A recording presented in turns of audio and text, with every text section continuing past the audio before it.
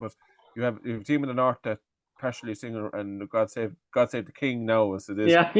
up north, and then you have a rendezvous down here. So and then we would just play no anthem at all because I think up to a point, Paul, when the Republic of Ireland and Northern Ireland played each other, I don't think the away fans never got to hear their anthem. 93 definitely didn't happen. No. And I think when the Republic of Ireland played Northern Ireland in Dublin, and as far as not, it wasn't played either. Yeah.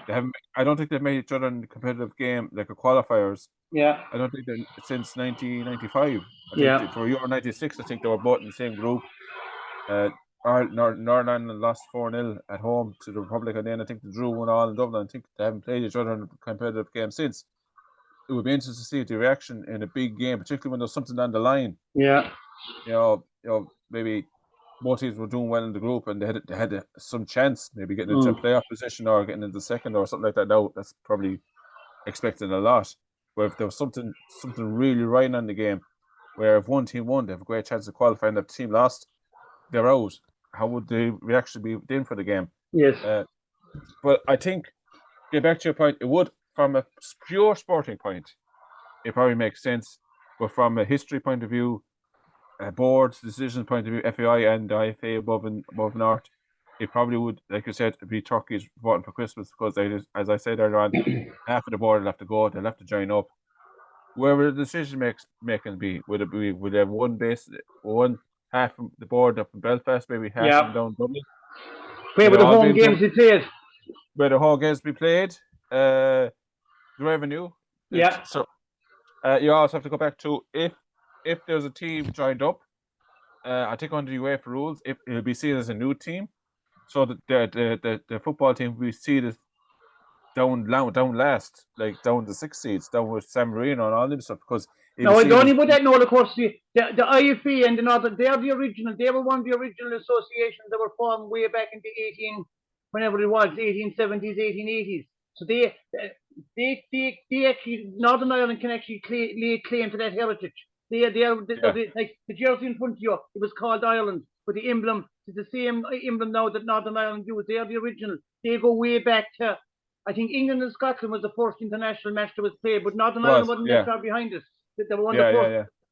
So I don't know about that. If it was a single team, would it be considered a new team, or would they be able to? I think that wouldn't be the biggest problem. I think there'd be some way they'd be able to claim that heritage, Yeah. But as you said, the biggest problem is, I think, and we could more to say. There's an old saying: "You follow the money." If the two associations came together all the way down along the line, automatically half the people would be sacked.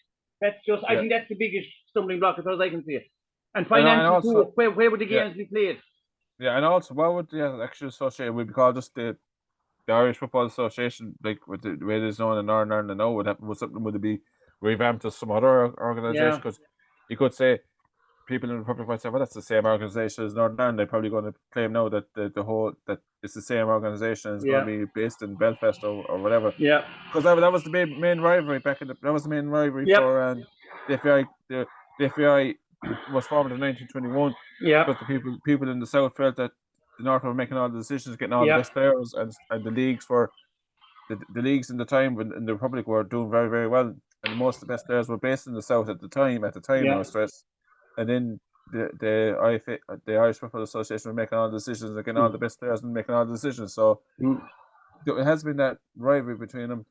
Obviously, the history in the past with football supporters, particularly that's 1993 when we qualified for the World Cup in 1994. It was nasty up at that time in Belfast. Of course, that was the time again, and I'm old and new, and I was never at a match in England. But they said over in England that time every Saturday, the clubs were beaten. There was a nasty atmosphere, and even though I was talking to two people who they said they actually enjoyed going to the game that time. They'd be always in the terraces, so maybe so that was the kind of it was, you're 100% correct, but there was that across, would say, English soccer and even European soccer too. There was plenty of action on the terraces as well. They said, Well, yes, so in 1995, just to bring it back to a bit of nastiness, in 1995, the Republic of Ireland played England in a friendly in February 95 and ended up being a riot in Lansdowne Road. So there was that element to it as well.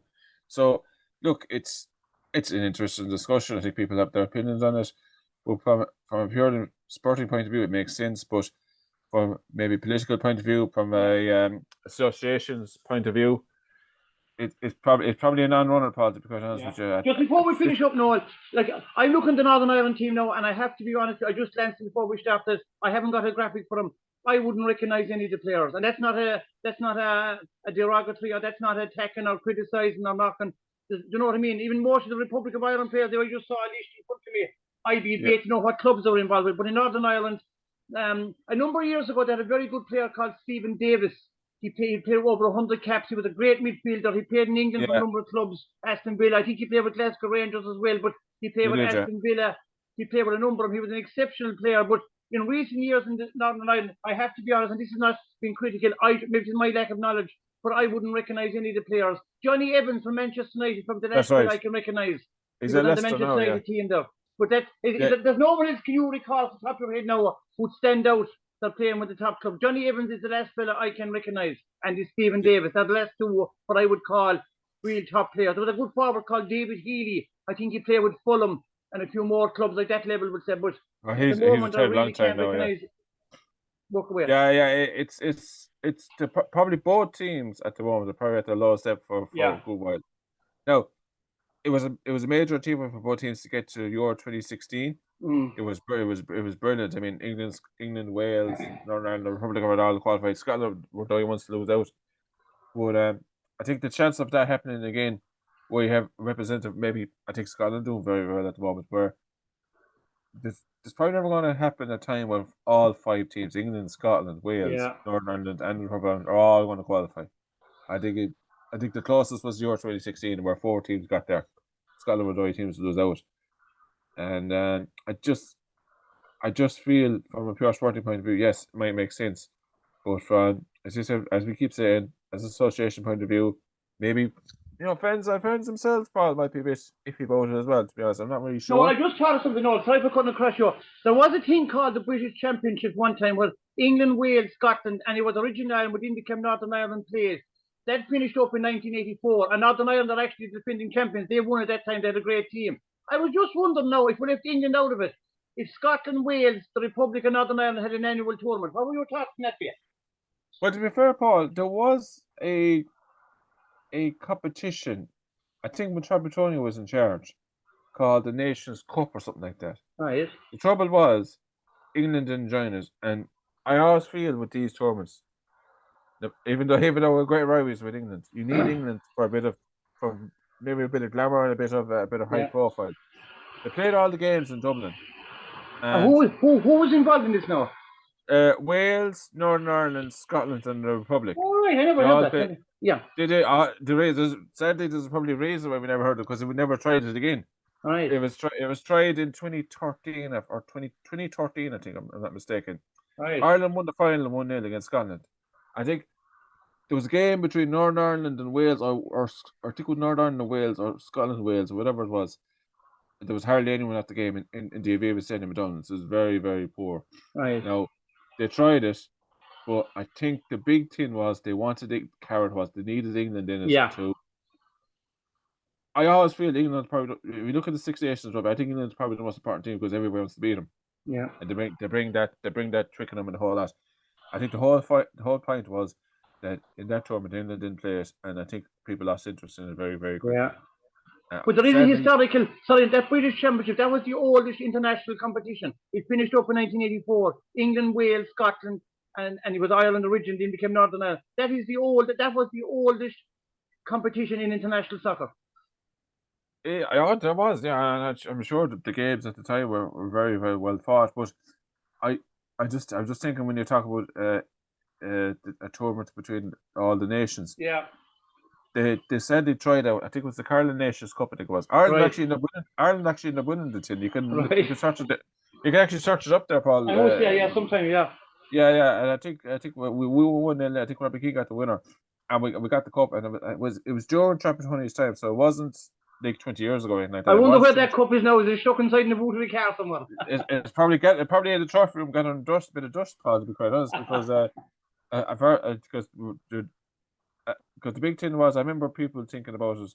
The big thing was that England didn't play in it, and I think, and of course it comes down to money. You need a big team in it. Yeah. You need England. I think the thing is, you needed England in it because you would have had Ireland, England, Northern Ireland, Scotland, England, and all that stuff. Because England bring the money, unfortunately, with teams. Because then people lacked a bit of interest in was Northern Ireland, Wales, and Ireland, Scotland. There was a nice crowd, good crowd in the final, all right, but it was a tournament that died. They tried it once, I think. They didn't follow up again the following year or anything like that. 2 years or following up after that, they didn't bother with it. So it did die off very, very quickly. But Ireland, Republic of Ireland ended up winning it.